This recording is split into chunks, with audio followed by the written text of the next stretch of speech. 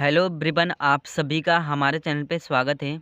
आज की जो वीडियो लेक्चर है, इस वीडियो लेक्चर में हम क्लास 12 रसायन विज्ञान अर्धवार्षिक परीक्षा 2024-25 के क्वेश्चन पेपर को देखेंगे कि किस टाइप से जो क्वेश्चन है इसमें पूछे गए हैं, और साथ ही सारे प्रश्न को यहाँ पे हम हल करते हुए पेपर के बारे में सीखते हुए आगे चलेंगे। सबसे पहले यहाँ पे बहुविकल्पी प्रश्न पूछा गया है। क्वेश्चन नंबर क में आएंगे तो मोलर विलयन में 1 मोल विलय रहता है, यहाँ पे बताना है। ऑप्शन नंबर जो बी वाला यहाँ पे दे दिया है 1 लीटर विलियन में, ये इसका आंसर हो जाएगा। इसके बाद यहाँ पे क्वेश्चन नंबर ख यहाँ पे दे दिया है CuSO4 कापर सल्फेट है को एल्युमिनियम की बोतल में नहीं रखा जाता है, यहाँ पे बताना है रीज़न। तो इसका जो आंसर हो जाएगा CuSO4 का विघटन हो जाता है, ये इसका आंसर हो जाएगा। इसके बाद यहाँ पे क्वेश्चन नंबर ग यहाँ पे दे दिया है dx/dt प्रपोर्शनल A⁻0 की अभिक्रिया की कोटि है, यहाँ पे बताना है शून्य अभिक्रिया की कोटि है, ये इसका आंसर हो जाएगा। क्वेश्चन नंबर घ यहाँ पे दे दिया है एल्किल हैलाइड शुष्क Ag2O के साथ गर्म करने पर देता है, यहाँ पे हमको बताना है।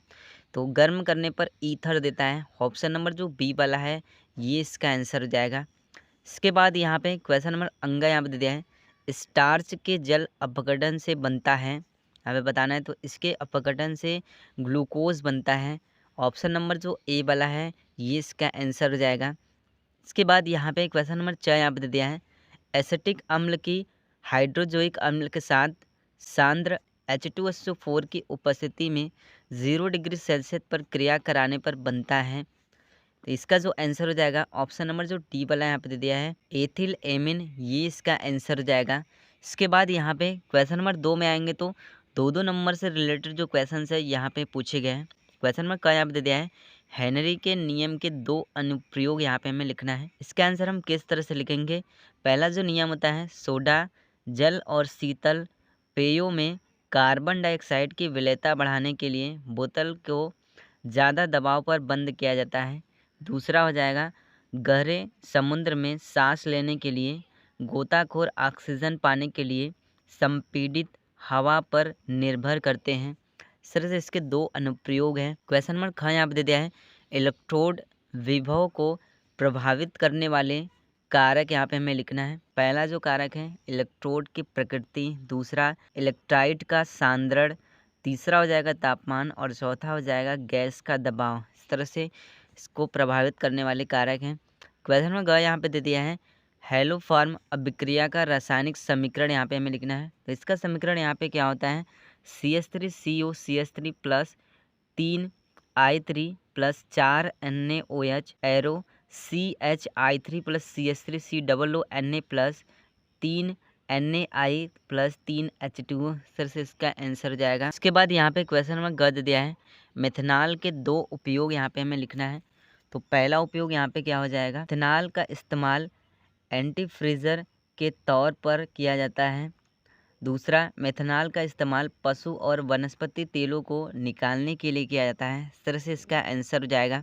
इसके बाद यहाँ पे क्वेश्चन नंबर 3 में आएंगे तो 2 नंबर के 4 क्वेश्चन यहाँ पे पूछे गए हैं। क्वेश्चन में कह दे दिया है जलीय विलयन में HgCl2 एवं SnCl2 दोनों एक साथ नहीं रह सकते, कारण सहित यहाँ पे हमें समझाना है। तो इसका आंसर क्या हो जाएगा HgCl2 और SnCl2 जलीय विलयन में एक साथ नहीं रह सकते हैं क्योंकि ये दोनों एक साथ प्रतिक्रिया करके अन्य उत्पाद बनाते हैं। इस तरह से इसका ये आंसर हो जाएगा। क्वेश्चन नंबर ख यहाँ पे दे दिया है अभिक्रिया के वेग को यहाँ पे हमें समझाना है। तो इसका आंसर क्या हो जाएगा किसी रासायनिक अभिक्रिया का वेग समय के साथ साथ अभिकारक पदार्थों के सांद्रण में होने वाले बदलाव की दर को कहते हैं। इस तरह से इसका आंसर हो जाएगा। क्वेश्चन नंबर ग यहाँ पे दे दिया है 100 ग्राम विलायक में विलय का 1/10 मोल घुला है, विलयन की मोललता की यहाँ पे हमें गणना करना है। तो विलयन की मोललता का जो सूत्र होता है विलय के मोल बटे विलायक का भार जो होगा वो केजी में होना चाहिए। इस फॉर्मूले से इसको हम सॉल्व कर देंगे तो आंसर इसका जो हमारा 1 आएगा। ठीक है। इसके बाद क्वेश्चन में घ यहाँ पे दे दिया है DDT के 2 उपयोग यहाँ पे हमें बताना है। तो पहला जो उपयोग होता है मच्छरों, खटमलों, कीड़ों मकोड़ों को मारने के लिए इसका उपयोग किया जाता है, और दूसरा जो उपयोग हो जाएगा मलेरिया नियंत्रण के लिए इसका उपयोग किया जाता है। इस तरह से इसका आंसर हो जाएगा। इसके बाद यहाँ पे क्वेश्चन नंबर 4 में आएंगे तो 3-3 नंबर के जो क्वेश्चन है यहाँ पे पूछे गए हैं। क्वेश्चन नंबर क यहाँ पे दे दिया है, परासरण दाब ज्ञात करने की बर्कले हार्टले की विधि का सचित्र यहाँ पे हमें वर्णन करना है। क्वेश्चन नंबर ख यहाँ पे दे दिया है, शुष्क सेल का सचित्र यहाँ पे हमें वर्णन करना है। तो इसका आंसर यहाँ पे क्या हो जाएगा, शुष्क सेल में जिंक एक खोखला आवरण होता है। जिंक सिलेंडर एनोड का काम करता है। कैथोड एक कार्बन की छड़ होती है। सिर्फ इसका हमें आंसर देना है। यहाँ पे क्वेश्चन आपको ब्लर का दिख रहा होगा, तो ये ऐसा कुछ नहीं है, ये प्रिंट आउट की वजह से ऐसा हुआ है। मैंने इसकी शॉर्ट वीडियो पहले से ही अपलोड कर रखी है। इस वीडियो के डिस्क्रिप्शन में भी आपको इसका लिंक मिल जाएगा। इसके बाद क्वेश्चन नंबर ग यहाँ पे देते हैं, अभिक्रिया की आणविकता और कोटि में अंतर यहाँ पे हमें स्पष्ट करना है। तो इसमें अंतर किस तरह से हमें राइट करना है। अभिक्रिया की आणविकता सदैव एक पूर्ण संख्या होती है, जबकि अभिक्रिया की कोटि भिन्न हो सकती है। अभिक्रिया की आणविकता कभी कभी शून्य नहीं हो सकती, जबकि अभिक्रिया की कोटि शून्य भी हो सकती है। इस तरह से इसका आंसर हो जाएगा। क्वेश्चन नंबर ग यहाँ पे दे दिया है, फ़ियान क्या है, इसे बनाने की विधि तथा उपयोग यहाँ पे हमें बताना है। फ़ियान एक रंगहीन गैस है जिसका इस्तेमाल रेफ्रिजरेटर और एरोसोल प्ररोधक के रूप में किया जाता है। इस तरह से इसका आंसर हो जाएगा। इसके बाद यहाँ पे क्वेश्चन नंबर 5 में आएंगे, तो 4-4 नंबर के जो क्वेश्चन है यहाँ पे पूछे गए हैं। क्वेश्चन नंबर 5 देते हैं, दर्शाइए कि प्रथम कोटि की अभिक्रिया में 99.9% अभिक्रिया पूर्ण होने में लगा समय अर्ध आयु काल का 10 गुना होता है। तो इसका आंसर यहाँ पे क्या हो जाएगा, अगर किसी अभिक्रिया में 99.9% अभिक्रिया पूर्ण होने में लगा समय t है, तो t बराबर 6.909 के इस अभिक्रिया के लिए अर्ध आयुकाल t 1/2 इज इक्वल 0.693 के है। इसलिए प्रथम कोटि की अभिक्रिया में 99.9% अभिक्रिया पूर्ण होने में लगा समय अर्ध आयु काल का 10 गुना होता है। इस तरह से इसका आंसर हो जाएगा। क्वेश्चन नंबर ख यहाँ पे दे दिया है, राउल्ट के नियम को समझाइए तथा इस नियम की सीमाएं यहाँ पे हमें लिखना है। तो राउल्ट का नियम क्या होता है, राउल्ट के नियम के अनुसार एक आदर्श मिश्रण में किसी घटक का आंशिक वाष्प दाब शुद्ध घटक के वाष्प दाब तथा उसके मूल अंश के गुणनफल के बराबर होता है। इस तरह से इसका आंसर हो जाएगा।